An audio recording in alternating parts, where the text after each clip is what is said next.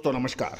Colonel Ajay CO Ajay astro money group first global astro finance digital channel से आपसे हम खातिब होता हूं। आज 26 नवंबर सन 2025। दोस्तों अजय एस्ट्रो मनी ग्रुप देश का पहला चैनल है जो 42 कमोडिटीज पर लगातार अपडेट और विश्लेषण आप तक प्रस्तुत करते हैं। कपास, खाद्य तेल, तलन, तिलहन, दलहन, मसाला, अनाज, स्टील, इन सभी पर आपको हमारे चैनल पर लगातार अपडेट मिलते हैं। दोस्तों अग्रिम विश्लेषण किसी भी व्यापार और बिजनेस हाउस को नेक्स्ट लेवल पर ले जा सकता है। अब महत्वपूर्ण यह है कि आप कितना जल्दी उसको पकड़ते हैं।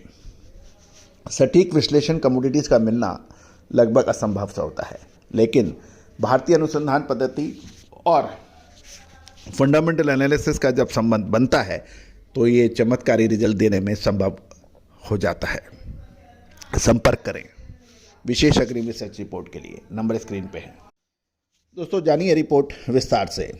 बुधवार 26 नवंबर आइस कॉटन फ्यूचर मंगलवार को लगातार तीसरे दिन मजबूती के साथ बंद हुए। कमजोर होता यूएस डॉलर, यूएसडीए यानी यूनाइटेड स्टेट एग्रीकल्चर डिपार्टमेंट की जो रिपोर्ट एक्सपोर्ट डाटा मिली है, हल्के सपोर्ट और दिसंबर कॉन्ट्रैक्ट में रोल ओवर से लगभग पूरा बाजार में स्थिरता लौटती नजर आई है। दोस्तों इसका अग्रिम अनुमान हमने आपको 2 से 3 दिन पहले अग्रिम दिया था। दोस्तों कहा जाता है कि कपास यानी सफ़ेद सोने का अग्रिम विश्लेषण यदि आपको मिले तो आपको व्यापार वृद्धि में ये ज़बरदस्त सहायक सिद्ध होते हैं। और यही वजह है कि आज अब न केवल भारत अपितु पूरे विश्व में भारतीय पद्धति की अनुसंधान की आज डंका बज रहा है। खबर निकल के आ रही है, सबसे सक्रिय मार्च 2026 कॉन्ट्रैक्ट 23 पॉइंट बढ़कर 64.23 सेंट प्रति पाउंड पर बंद हुआ। सेशन के दौरान ये 19 नवंबर के बाद अपने सबसे मजबूत स्तर पर पहुंच गया है।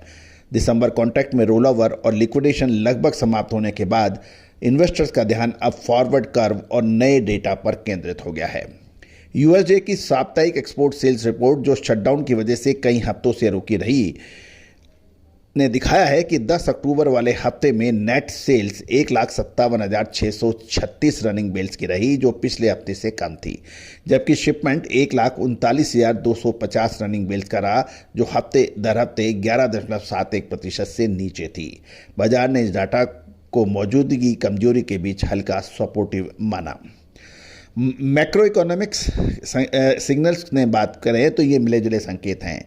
यूएस डॉलर इंडेक्स 0.322 अंक गिरकर 99.750 पर आया, जिससे अमेरिकन कॉटन की ग्लोबल कॉम्पिटिटिवनेस बढ़ी, और दूसरी ओर क्रूड ऑयल 73 सेंट गिरकर 58.11 डॉलर पर बंद हुआ, जिससे पॉलिस्टर की लागत कम होने के कारण कॉटन की मांग पर दबाव पड़ सकता है।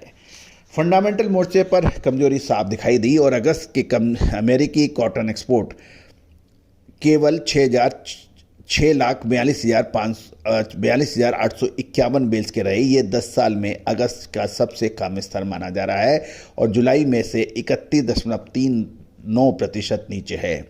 डिले सीएफटीसी डेटा के अनुसार 14 अक्टूबर तक मैनेज मनी 5,017 कॉन्ट्रैक्ट जोड़कर नेट शॉर्ट को रिकॉर्ड 81,343 कॉन्ट्रैक्ट तक बढ़ा दिया है, और ये बता रहा है कि बड़े फंड्स ऑफ कॉटन को बियरिश नज़र से देख रहे हैं।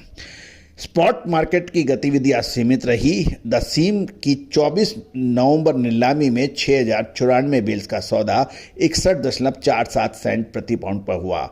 कॉटलुक ए इंडेक्स 74.10 सेंट पर स्थिर रहा, जबकि आइस सर्टिफाइड स्टॉक 20,344 बेल पर अनचेंज था।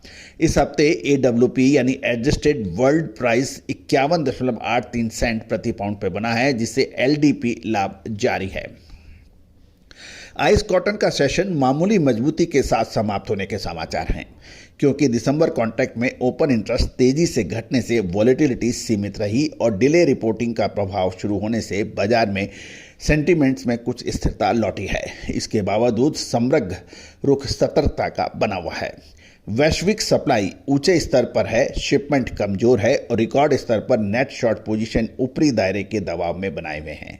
अब मार्केट की नज़र 28 नवंबर की यूएसडीए एक्सपोर्ट सेल्स रिपोर्ट पर है, जो डिले डेटा बैकलॉग का अगला अपडेट देगी और डिमांड और ट्रेड पर इस पर संकेत आएंगे।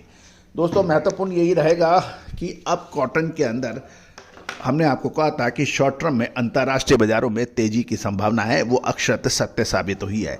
आने वाले 1 से 1.5 महीने 2 महीने बहुत महत्वपूर्ण कॉटन के रहेंगे। क्या माल खरीदने का समय है या फिर करना चाहिए इंतजार। गौरतलब है कि जहाँ जो मंदी के संकेत है कि भारतीय कपास अभी भी अंतर्राष्ट्रीय बाजारों की कपास से दाम ऊंचे हैं। नंबर 2, घरेलू खपत के अंदर कोई सकारात्मक रुख नज़र नहीं आ रहा है। स्पिनिंग मिल्स के पास पर्याप्त इन्वेंट्री है। टेक्सटाइल ऑर्डर में कमी का असर टेक्सटाइल यूनिट्स पर पड़ रहा है। दूसरी ओर यदि मजबूती की हम बात करें तो मजबूती के अंदर एमएसपी पर सरकारी खरीद, सीसीआई का स्टॉक और दूसरी जो महत्वपूर्ण अपडेट्स हैं उसके हिसाब से देखना पड़ सकता है। दूसरी ओर भारतीय रुपया अमेरिकन मुद्रा के मुकाबले लगातार निचले स्तर पर यानी ऑल टाइम लोएस्ट भाव के ऊपर देखा जा रहा है। दोस्तों इससे आयात हमें महंगे देने पड़ते हैं जबकि निर्यात हमारा सस्ता हो जाता है।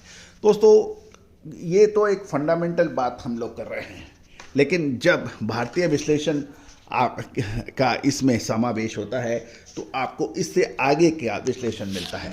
संपर्क कीजिए। याद रखिए भारतीय विश्लेषण का ना आज से सदियों पहले कोई मुकाबला था ना आज है, और कल तो हमारा होगा, इसमें कोई दौरा या संशय नहीं है। All the very best, good luck, happy trading. Sonakshi की रसोई में आज की स्पेशल गेस्ट है मौसमी चैटर्जी जी। ये जी नहीं, मौसमी आंटी। ओके आंटी मौसमी, तो आज आप क्या बनाएंगी? मैं क्यों बनाऊं? मैं तो गेस्ट हूँ, आप बनाओ, हम खाएंगे। एक्टिंग में तो हिट हो, अब खाना बनाओ सुपर हिट। ठाट से बनाऊंगी खाना, है ना द बेस्ट एवरीडे मसाला। आओ बनाते हैं मसालेदार छोले। छोले हर रोज के करी में एवरीडे मसाले, शाही बिरयानी में स्वाद का जायका। पटल पोस्तो और शोषे इलिश भापा।